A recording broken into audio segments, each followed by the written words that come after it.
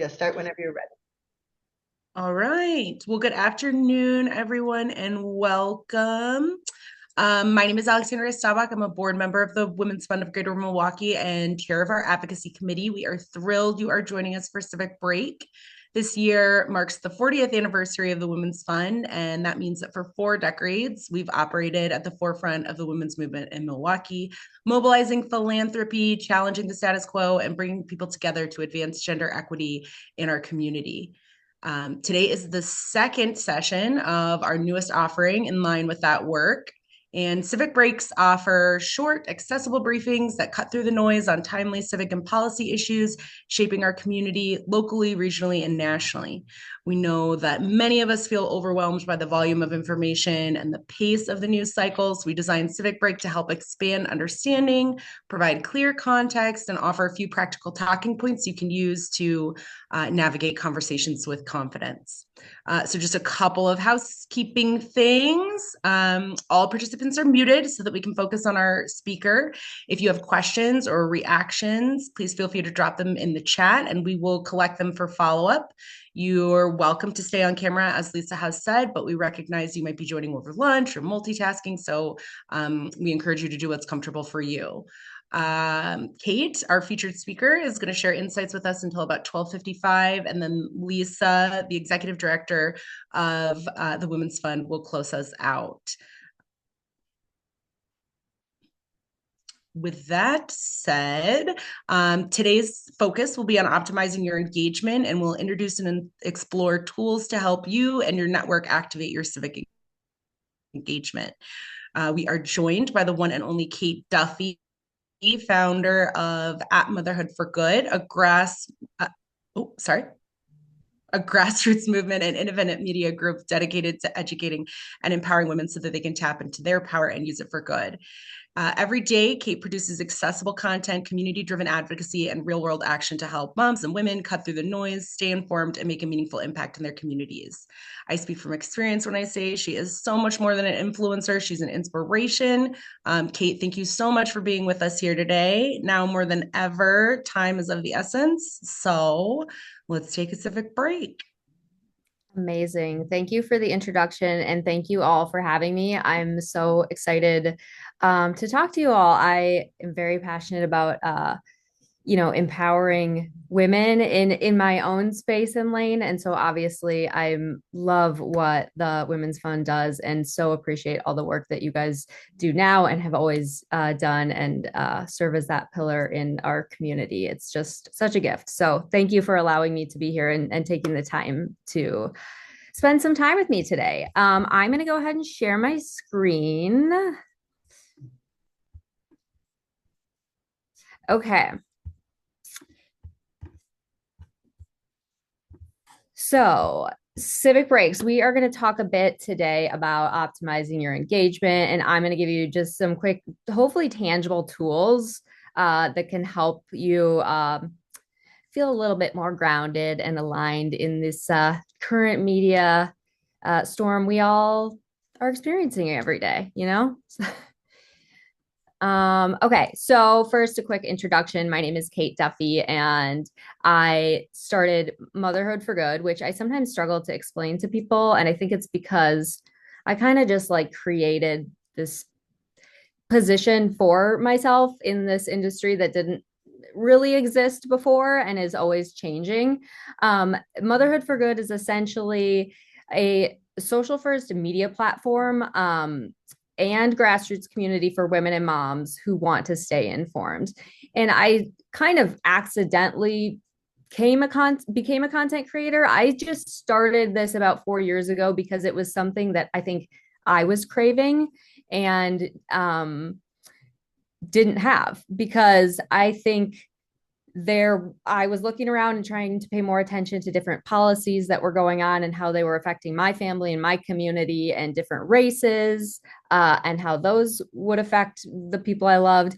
And I didn't see a lot of accessible content out there that were really explaining things to women and families, and just like in a more accessible tone, especially for somebody. I wasn't really political before, so without all of the jargon and things like that. And so my goal with the content that I create every day and the touch points I have with my community is to translate confusing policy into plain language and connect the news to your real life. I felt like that piece was missing of like, okay, but why does this matter to me? How do the dots connect? And so I've always tried to tell that story. And admittedly, it's because I was always curious about those questions. And I, not really having a background in this, had to do the legwork to figure out how the dots connected. So I figured, and I have a background in marketing. So I was like, well, I'll just, if I got to do the legwork to figure it out anyways, I'm just going to like create the content to see if anybody else is curious about how this works. And so that's what I started doing. And sure enough, it seemed to be received pretty well. And people were feeling the same that I was, I think. Um, my main goal is to help people get past the barriers that keep them from getting involved and going from like, oh, I should pay attention to actually taking action. And more than anything, building the confidence to like have conversations and make it a daily practice. I know as women, we have 1,000 things on our plates all the time. And I don't want civic engagement to just be another thing on the to do list. I want to talk about it in a way that like helps women create a practice around it and have it be a really like important non-negotiable in their life, just like working out as a practice or seeing friends or socializing or things like that. It's just a part of something that they do, knowing what's going on and how they can get involved. um so a lot of the questions, oh sorry, I'm going to go back really quickly. So just I started on Instagram also because that's where most of the women and moms I knew were spending a lot of their time, and there wasn't a lot of political content on there back then. So you can follow Motherhood for Good on Instagram, although I also have a Substack for a newsletter if that's more your vibe, and all the other platforms, and have gotten really great organic reach, like I said, just because I think it's this is really resonating, and women are looking for more options to get involved. And I've been doing this for about 4 years now. Um, so two of the questions I get most often from people are like, where do I even start?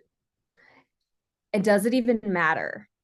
Um, and well, my first answer is always just like start anywhere, start with what you can do and what you have the capacity for, because some political circles like to tell people that like certain things are more impactful than others, and that may be true, but I think it's like a gardener once told me about weeding. When is the best time to weed? It's like whenever you're actually going to do it.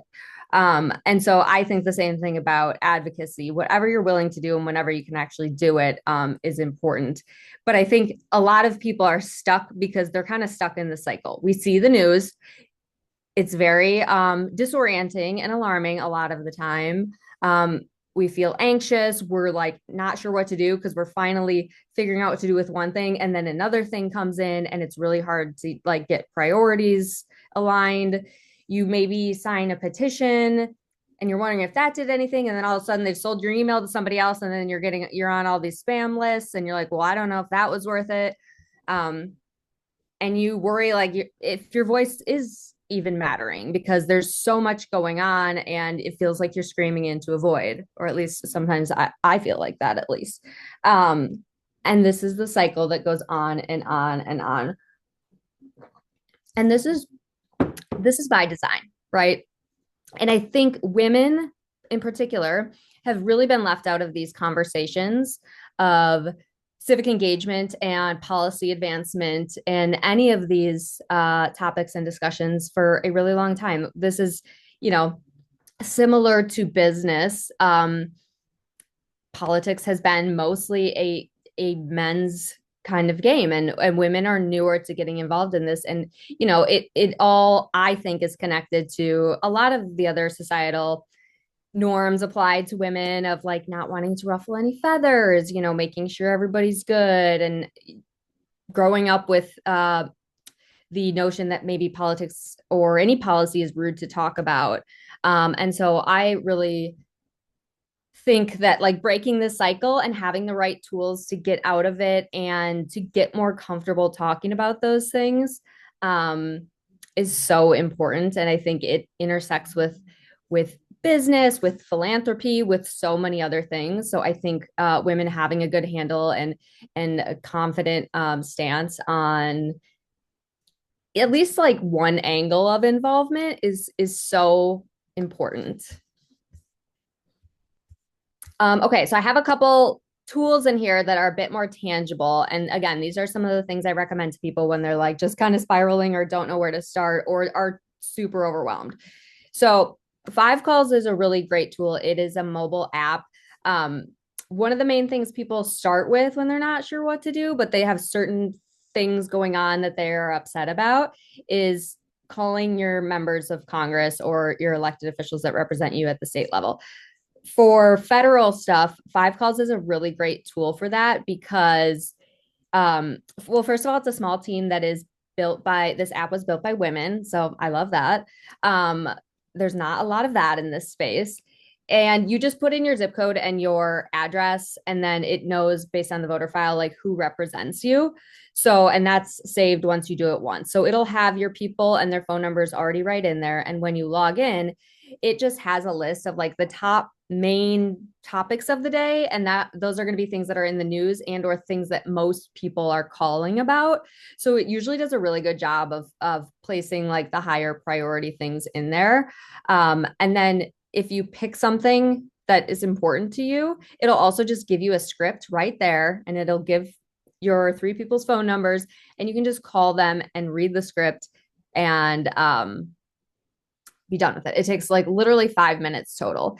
And people ask all the time if this really matters either, calling your members of Congress. It absolutely matters. I've asked many members of Congress, and the reason it matters is because you don't have to call. It's just a staffer you're going to talk to. Nobody has to like convince them of anything. But it acts as a data point. And all of the members of Congress on both sides of the aisle really collect and look at those data points of how many people are calling for and against certain things. And so it does matter that you call. And it also matters that you have a practice of doing it. So you can call every day, even if it's like you're calling about the same thing every day, that's 5 new data points. It is really important for them to see who's calling and what's important to their constituents. Because again, I like to call them my employees, my members of Congress that work for me, because technically, you know. So I like to just do my daily checks. I think this is another great thing to schedule into your calendar and do 5 minutes of every day. And before you know it, it's like the muscle memory. You don't even realize you're doing it. And you'll become friends with the people answering the phone. They're like, oh gosh, you again? Okay. Another tool I love is called Ground News. And this is a website and an app. I have the paid version, which is like, has a few more tools, but they also have a free version that is great. The reason I'm liking Ground News a lot is because, so also one of the co-founders is a woman who worked at NASA. And it's like an AI aggregate news site, but it has a lot of cool tools and it really simplifies things and it allows you to see. I think this is like maybe what Apple News was trying to do back in the day, but maybe never came to fruition. It's just like a really nice, clean, simple aggregate. And you can actually, they do a really good job of showing coverage from the left, coverage from the right, coverage from the middle. They have tags and markers for like estimated factuality. They'll even pull in like podcasts that are talking about a certain news topic, and it'll even tell you like this was mentioned on this podcast starts at 7 minutes. So they're pulling in other like media too. I find this really important for a couple of reasons. One, I mean, the algorithms are crazy, right? They have all of us living on different planets. We are all getting served completely different stories. And I think that is really contributing to the polarization. It's like, of course, everybody's fighting because they all are like getting a different side of the story. And so I think Ground News is really grounding to me to just get a quick overview of everything that's going on and to see the other side of the aisle and what they're talking about and how they are feeling about things because it helps me in conversations when I'm talking to people who I know have a different opinion than me. It's helpful for me to like better understand where they're coming from before I start that conversation and see that like it's not just them that formed this opinion, like it is this narrative or these are the facts they're looking at, and it's really helpful I think when having those conversations. The other reason I really like this tool is because I sometimes need to get off of social. And I think when I just need to take a break or not be on that, but I still want to be informed, I can just go here. And sure, you can definitely still go to all the news sites, but there's so many now and there's so many like independent reporters. For me, it's just easier to like have this all in one sort of condensed experience. I find I usually check this like the first thing every day to sort of just get a briefing of everything that's going on. Um, and then this next tool is like not a tool. It's just, I mean, it is, it's just like the old fashioned, tried and true organizing, talking to people, and just being persistent as hell. Um, this is, and we're seeing this like in Minnesota too with all their group chats. You know what I mean? I think there's some things that AI and digital tools will never really solve because there's just these human elements to progress that need humans to shape them. You know what I mean? Um, so starting small, it can be one meeting, one phone call. I always tell people, sure, you can get involved with your political party if you align with one, or there's a lot of great organizations that are doing policy work. Like if you really care about gun violence or pro-choice rights or affordable housing, there's like a wonderful coalition for everything out there. And a lot of times they're like really in there doing good work and love to have like more people plugged in and more volunteers. So just join or go to something, preferably in person at some point. Um, and you will find your people doing this work. I have completely found new people and friends. And I know that's also something to hear about a lot these days, especially depending on people where people live, that they're looking for more like-minded people. And you will definitely find them in this work. And again, showing up consistently. This goes back to my whole MO of kind of making it a practice. It's just like anything else. I'm checking my kids' backpack after school. I'm advocating for them at the doctor. This is just another thing I think of being a parent, being a woman, being an adult in the society. This is a non-negotiable part of how I live my day-to-day life. And using your voice. This is kind of the persistence part. When you are pushing for something, if you are pushing for legislation or try to get people to register to vote or anything like that, it is just following up again and again and again and again because everybody has a million things coming at them all the time. We just need to repeat it, friendly and reminders, and just like the squeaky wheel gets the grease. It sometimes takes a very long time to see things done, but they do get done. And it's a long game. This is never something that's checked off a list. It is just a long game, and you are always working towards your values and trying to make them more apparent in our society. And then here's some other quick ideas where you can just do this on your own to make it social. So you don't have to go to any of the formal groups or anything, but here's a couple things that I think I have seen work really well for groups. Civic coffee. So like maybe setting up a month thing at a coffee shop where you just like meet with some like-minded people and talk about the news or anything you're doing in advocacy or what's going on. A text thread is a really great idea. I have one with like all of my neighborhood women, and I like to say I'm like the chief political correspondent of the text thread. I'm never going to be the one planning the parties, but I will let everybody know when they need to request their ballots, if there's news they need to know about, things like that. So like volunteering as tribute to update the group chat is a great way to make a difference. Ballot club is another one I love, especially when there's like school board races or a lot of down ballot races where it's harder to find information. instead of like swap out your book club one night to like call it a ballot club and have people, if they requested their ballots, like just bring them and then you guys can go over and look at all the candidates and research them together, and make that sort of a social thing.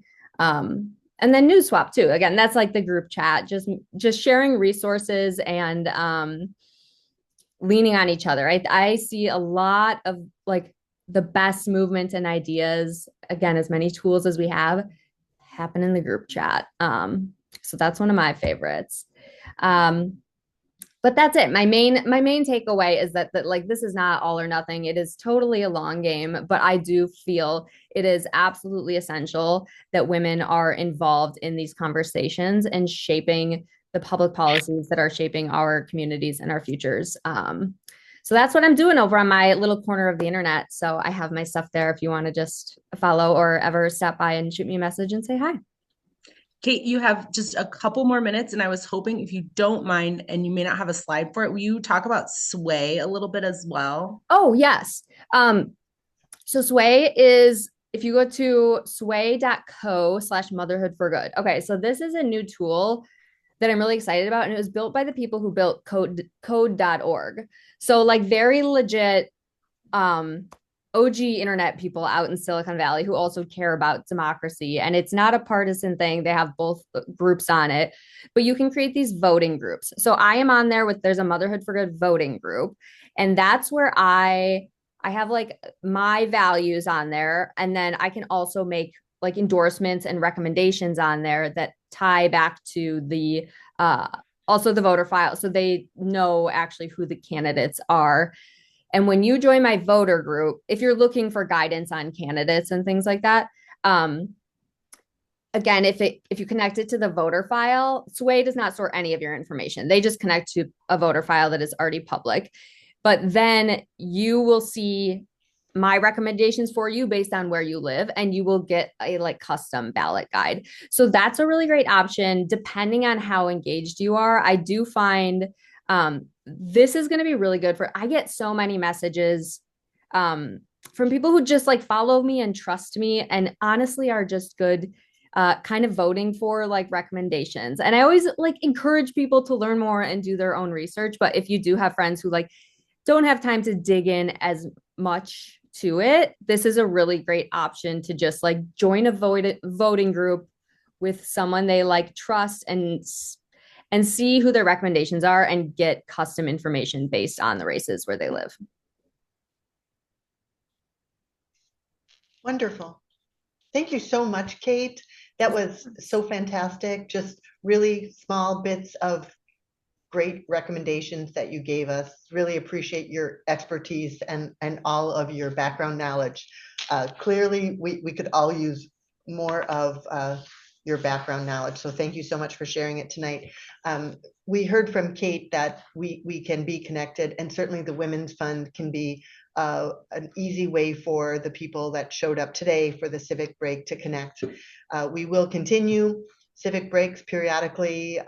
We've been on a month-to-month cadence, but you never know, we might switch it up and have 2 in 1 month in the coming season. We'll see. This is really designed to provide sound bits of information and provide an opportunity for people to connect. And so we'll follow up this conversation. Kate, we hope you'll join us for Monday night. The last Monday of every month, we have a Women's Fund Laundry Night, and it is an opportunity, since this is such a short time together, it's an opportunity for us to dig a little bit further, make connections, and talk about how we're going to move our own civic engagement forward. So hope you can join us, Kate, and the rest that came today. That would be fantastic to see you. The Women's Fund is celebrating our 40th anniversary. You heard that from Alexandria up front. Please mark your calendar. We're going to have a celebration on May the 6th. It is an afternoon, 4 to 8 p.m. And there'll be more details coming. So we'll have more details, including a post of this Civic Break on our website. You can check us out there. We also depend on financial support from our constituents. So if this resonates and you'd like to continue this kind of work through the Women's Fund, please consider making a gift. you are now officially all part of the Women's Fund community, whether you've been to other sessions or not. Now you've been to one and you're in. And so if you provided an email address via registration, you will continue to get notifications from us for this Civic Break and all the other activities at the Women's Fund. So thanks everyone for coming. I hope you have a great day. The Zoom meeting will be open for another 15 minutes if you want to connect with somebody.